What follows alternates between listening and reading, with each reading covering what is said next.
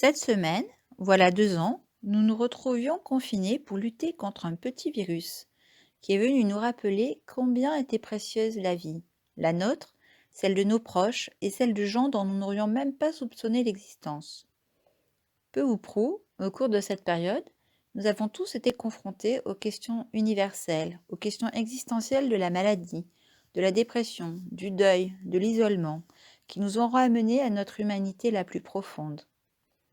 Comme tout choc, le premier temps de stupeur passé, cela a été l'occasion pour nombre d'entre nous de prendre le temps de faire ce que nous n'aurions peut-être jamais pris le temps de faire, ou que nous aurions différé jusqu'à ce que nous ayons le temps. Jusqu'à quand?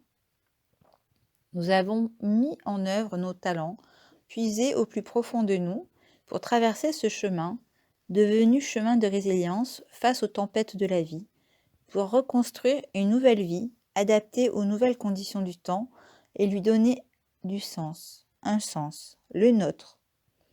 Alors que nous pensions en avoir fini, voilà qu'une nouvelle tempête fait rage, vient se superposer à la première, la guerre, contre laquelle nous devons mobiliser toute notre énergie et ne pas oublier ce que nous avons appris de ces 2 ans.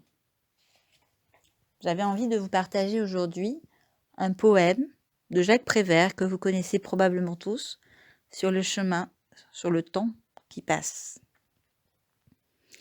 À peine la journée commencée, et il est déjà 6 heures du soir. À peine arrivé le lundi, et c'est déjà vendredi. Et le mois est déjà fini. Et l'année est presque écoulée. Et déjà 40, 50 ou 60 ans de nos vies sont passés. Et on se rend compte qu'on a perdu nos parents, des amis. Et on se rend compte qu'il est trop tard pour revenir en arrière. Alors, essayons malgré tout de profiter à fond du temps qui nous reste. N'arrêtons pas de chercher à avoir des activités qui nous plaisent. Mettons de la couleur dans notre grisaille. Sourions aux petites choses de la vie qui mettent du baume dans nos cœurs. Et malgré tout, il nous faut continuer de profiter avec sérénité de ce temps qui reste. Essayons d'éliminer les après. Je le fais après. Je dirai après. J'y penserai après. On laisse tout pour plus tard, comme si après était à nous.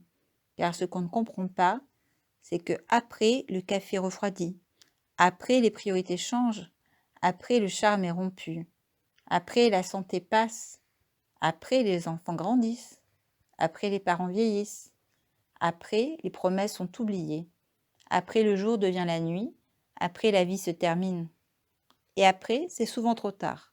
Alors, ne laissons rien pour plus tard, car en attendant toujours à plus tard, nous pouvons perdre les meilleurs moments, les meilleures expériences, les meilleurs amis, la meilleure famille.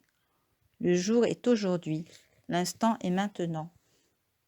Je vous souhaite de prendre du temps pour prendre soin de vous et des vôtres, de votre vie. À bientôt!